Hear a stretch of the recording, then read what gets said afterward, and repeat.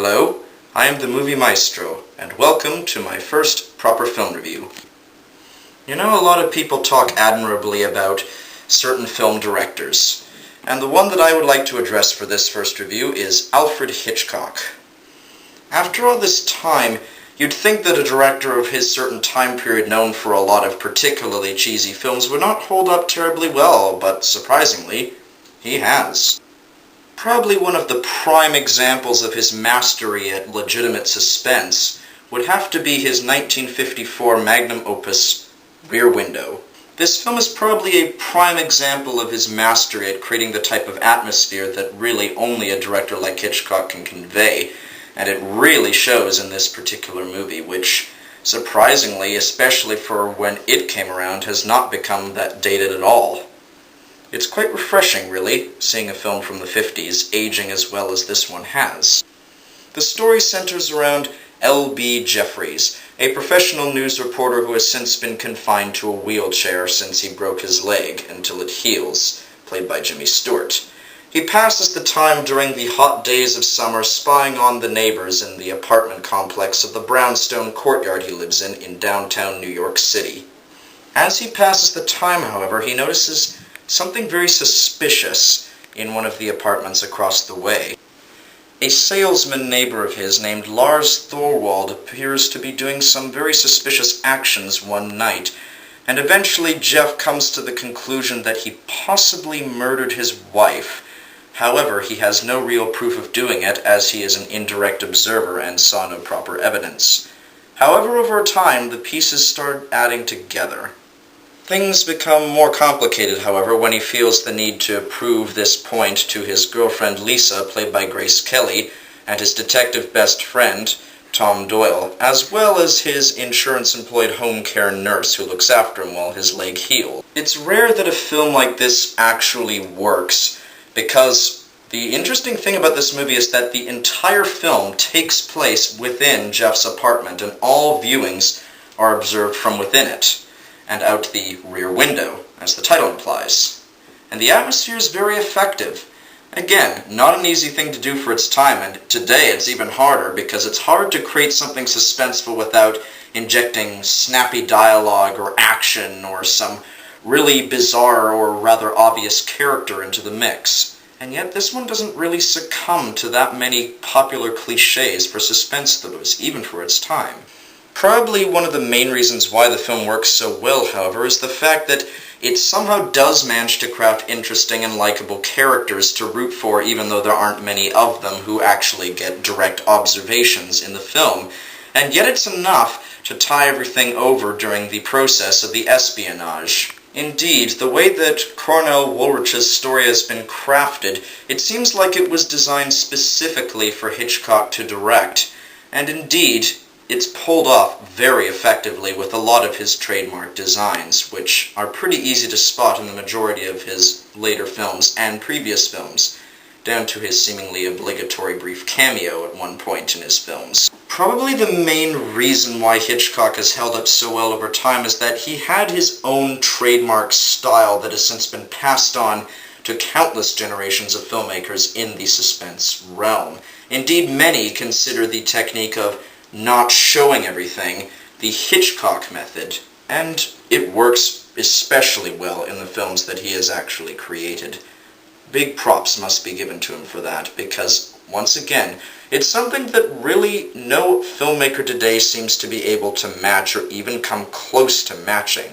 Probably this film in particular shows how effective this method can be when everything works to the advantage of helping craft the suspense.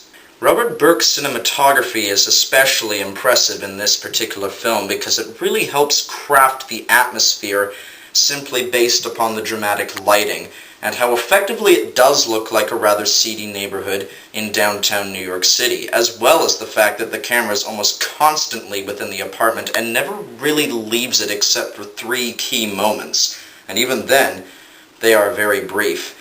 In fact, the lighting setup was so complicated that apparently it once set off the sprinklers in the studio because they gave off so much heat. Also, the atmosphere is very effectively brought to life through the fact that Even though there are lots and lots of characters in this film, there are only basically 4 that are observed from a direct standpoint because they actually get a chance to communicate with each other, and they are, of course, the main characters. But even they are not quite as interesting as the other characters, where, surprisingly, a lot is said about. For me, however, one particular aspect that's fascinating about this movie and really makes it stand out is the fact that there is no underscoring for this movie.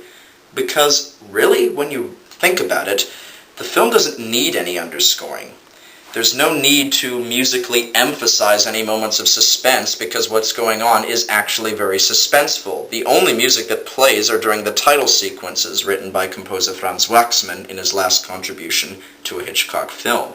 But everywhere else, the only sounds that are taking place are background noises or playing from a next-door apartment, and it really adds to the authenticity and the feeling that the viewing audience is actually there within the scene, observing Jeff and his friends and his girlfriend trying to decode the mystery, because they are all seeing it indirectly, but the film never gives an opportunity to show it more directly, making it just as confusing and claustrophobic for the viewing audience. Again, no small task and no easy feat, which admittedly they both mean the same thing, but whatever.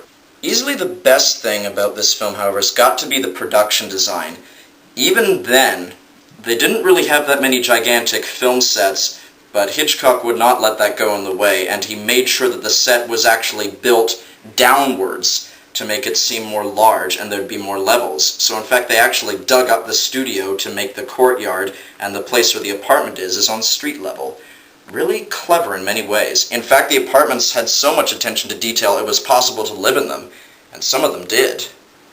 Though probably the most interesting thing about the film story-wise is the fact that even though there are only a handful of characters observed directly, which are likable enough in their own way, the most interesting characters are the ones not observed directly. That is to say, the neighbors of Jeff.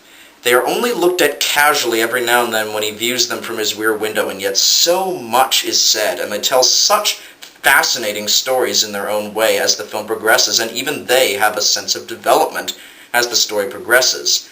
In fact, they even got the creator of Alvin and the Chipmunks to play one of them, the pianist. That said, there were 3 things that I felt tempted to nitpick about in this movie, but honestly, they don't do anything to damage the experience. Like when the culprit is revealed, he's not established as a particularly deep character, even though he was viewed more than the others where so much more was said. However, that wasn't really what was important about it, and so was not disappointing. Second, the character of Tom Doyle doesn't leave much of an impression besides being close-minded. However, he's not in the film that long, so it doesn't damage anything either. And the third would have to be that the romance seems kind of obligatory, even though it was inspired by a real romance going on at the time. It's not bad or anything, as the characters are likable, it just doesn't feel like it entirely should have been there. But it's not badly done, and so it doesn't interfere. Overall, however, this film, to me, just seems perfect. It knows exactly what kind of a movie it is, exactly how it wants to be done, and it pulls it off brilliantly, which is something that's not easy to do in conventional films these days. And Alfred Hitchcock is probably the perfect director for something with this level of suspense. In spite of those really minor issues, which again don't really do anything problematic, the film is just a brilliant work of cinema.